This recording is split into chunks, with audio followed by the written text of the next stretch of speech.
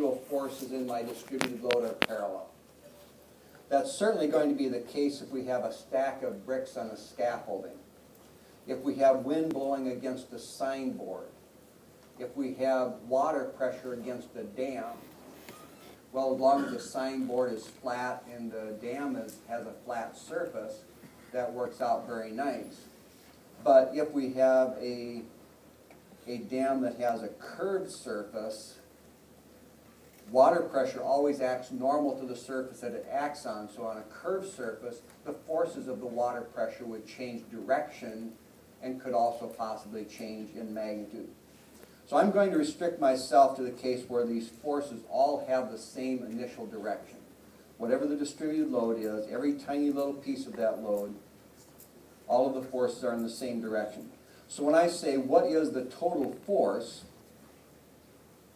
the force is going to be the sum of all of the individual little pieces of force, delta W.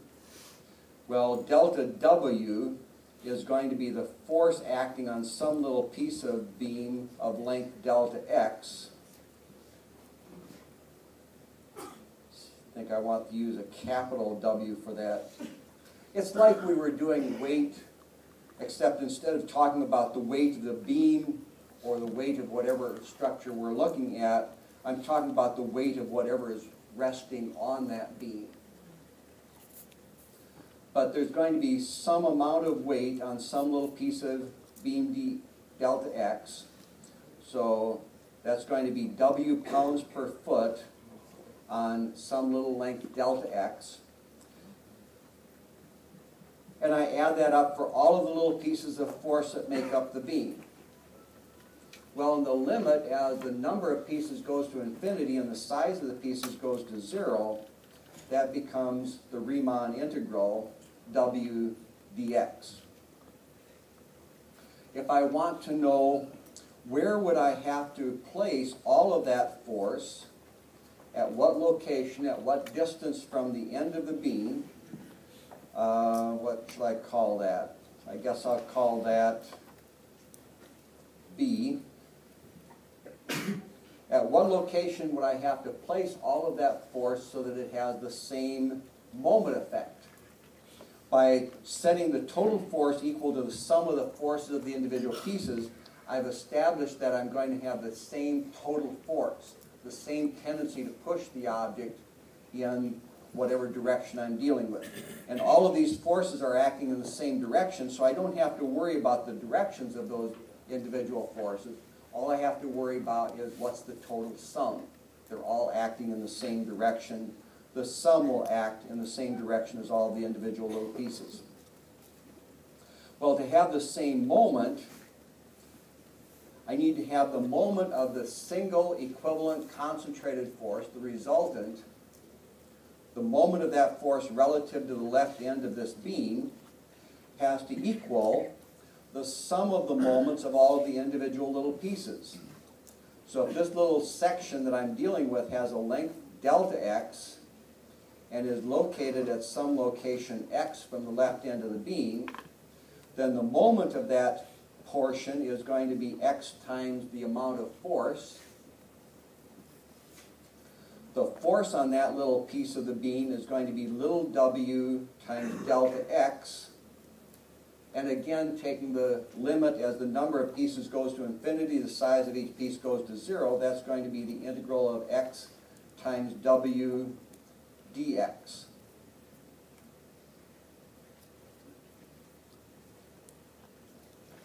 But if I make just one simple little substitution, if I call this quantity dA,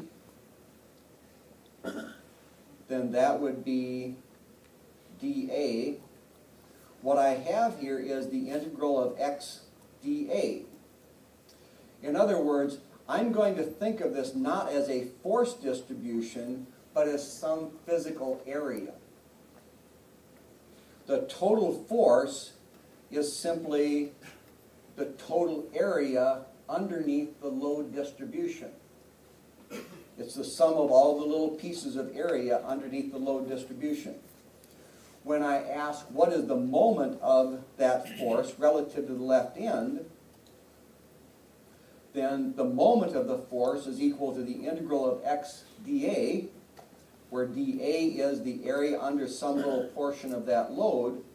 Well, this is how we calculated the centroid of an area when we were talking about centroids in general. So if the total area, integral of dA would be simply area, if the total area under the load is equal to the amount of force, then x sub c times the area is going to be x sub c times the total force. And that says the place where this force has to be concentrated is at the centroid of the area underneath the load distribution. Anytime we have a distributed force, for the purposes of sum of forces, for the purposes of sum of moments, we can replace that distributed load with a single equivalent concentrated load equal to the area underneath the load distribution and acting through the centroid of the load distribution. Now, if the load distribution is fairly complex, that really doesn't help us a whole lot. But if we can break the load distribution down into simple pieces, then it may be very easy to find the centroids of each of those little pieces, and then finding the overall location where the force acts is made a very simple problem. We no longer have to do the integration of the force over all of the area that we're dealing with. We simply have to say, what is the total area and where is the centroid of that area located? So here I have a beam. A beam is a structure, a long slender member, typically straight, which is loaded and supported from its sides. Talk about that a little bit more when we talk about shear force and bending moment within the beam, but for right now, just it's a structure acted on by some loads. And I would like to determine the reactions at the supports holding this beam in place. But that means I need to deal with the distributed load acting on the beam. We'll start out the same as we did in all of the other problems that we have. First, we'll draw a free body diagram. And the free body diagram has a support. The pin at A provides whatever force is necessary in whatever direction is necessary to keep this thing from moving. So typically we're going to have two components of force, RAX and RAY. The roller support at B can only provide a force in the vertical direction. It cannot prevent the end of the beam from moving sideways. I have a triangular load over a portion of the beam, and then I have a concentrated load at some other location along the beam. The distributed load increases from 0 to a maximum intensity of 2 kilonewtons per meter. So if it helps you to think about it, again, think of this as a stack of bricks. We have a stack of bricks on here. Bricklayer was putting up a wall, and they've been drawing bricks off the sides of the stack, leaving a triangular stack of bricks, causing a triangular load on that beam. So where the stack of bricks is very small, we have a small intensity of load. Where the stack of bricks is very deep, we have a large intensity of load.